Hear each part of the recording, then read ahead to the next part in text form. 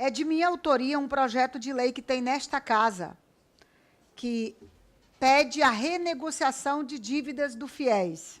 Em alguns casos, pede a anistia. E eu não estou pedindo nenhum absurdo no projeto de lei, porque eu fiz rapidamente aqui, se a gente ficar 15 minutos no Google, vai ver que virou tradição de todos os governos do Brasil anistiar dívidas de usineiro, de fazendeiros, de banqueiros. Só aqui, ó, peguei aqui do Itaú e Santander, tiveram um perdão de 27 bilhões de dívida. Então, virou moda no país, em todos os governos, a anistia de de gente grande. De gente grande. E o que eu mais tenho escutado, Brasil afora, especialmente no Acre, que é de onde eu vim, é o desespero dos estudantes com a dívida do FIES. O que aconteceu quando o FIES foi criado? Nós podemos até colocar todas as críticas que acharmos que devemos no programa, na forma como foi feito, na fiscalização e tudo mais. Mas vamos pegar o objetivo principal. A Elizabeth, que foi quem se referiu a essa questão aí, entre o governo está decidindo se bota dinheiro na educação ou se constrói presídios. É fato isso. Até porque nós temos uma crise de presídios, às vezes, a cada semana. Quando foi criado o FIES, o que se identificou no Brasil? O Brasil era um dos países que menos investia na educação entre os países emergentes. E eu me lembro, inclusive, do presidente Lula, que foi quem apostou grande em botar jovens nas universidades. E ele dizia o seguinte: país nenhum cresce se não apostar na educação. Se nós olharmos para a maioria dos países da Europa, eles podem se dar o luxo de envelhecer, porque eles apostaram muito na educação e nas novas tecnologias. O Brasil não pode, porque o Brasil não apostou nisso. Então, quando alguém chegou e tentou diminuir essa diferença entre jovens nas universidades e jovens fora das universidades, criou-se o FIES. E aí eu lembro do sonho de uma empregada doméstica de ver seu filho ou sua filha numa faculdade, de um trabalhador rural. Foi bonito de ver as matérias na grande imprensa brasileira, os áudios, os vídeos espalhados pelo Brasil, de um pedreiro que formava seu filho em medicina, ou de uma doméstica que formava seu filho ou sua filha em direito.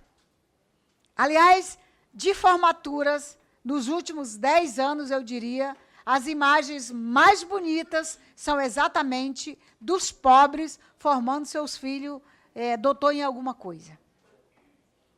Acontece que todo mundo correu para o FIES. O sonho de ter alguém formado em casa, aliás, a maioria das famílias brasileiras, nessa renda que o FIES alcança, não tinha ninguém com nível superior como uma faculdade em casa. Por isso que todo mundo correu para o FIES. E, claro, o Brasil estava vivendo o seu melhor momento, um boom na economia nacional. Foi possível criar o FIES. E todo mundo sonhou. Com esse Brasil crescendo, eu vou conseguir depois encontrar o emprego e pagar o meu financiamento. O que aconteceu depois? O Brasil virou de cabeça para baixo, até hoje desce uma ladeira. Eu não vou aqui entrar no mérito de quem são os culpados ou como isso aconteceu. Mas o fato é que só piora. Então, o grande sonho do estudante de sair da universidade, conseguir um emprego para pagar o seu curso, ele acabou. Porque o país que o botou numa universidade era um, e o país de quando ele se formou é outro, completamente diferente, com mais de 14 milhões de desempregados, sem a menor perspectiva do jovem que está saindo da universidade ter um emprego para pagar a sua faculdade, a sua dívida. Portanto, aquilo que está lá na Constituição, que é obrigação do Estado brasileiro prover educação para a sua população, para o seu povo, para o seu jovem, aquilo virou um tormento na vida da maioria dos jovens brasileiros hoje. Salvo engano, está em torno de 10 bilhões a dívida da juventude brasileira com o FIES. 500 mil de jovens estão endividados, com o nome sujo, que não consegue sequer limpar o nome porque não tem perspectiva. Então, eu quero que o governo brasileiro, que o Congresso Nacional discuta o endividamento da juventude e como nós vamos resolver esse problema. Se o Brasil, se o parlamento, se os governos foram capazes de perdoar a dívida de usineiros, de banqueiros, de grandes fazendeiros, por que nós não sentamos e não discutimos a dívida do FIES, dessa juventude, que não tem menor perspectiva de pagar? Aliás, o Brasil não está fazendo nenhum favor. Deveríamos ter botado os jovens na universidade, o Estado brasileiro bancando. Eu sei que é difícil, não é fácil, mas pelo menos vamos tentar facilitar a vida do jovem hoje. Não dá para a juventude começar a sua vida com uma dívida tão grande nas costas. Por isso que é preciso, o parlamento não tem ainda o olhar necessário. Está aqui. Aqui o resultado desse plenário.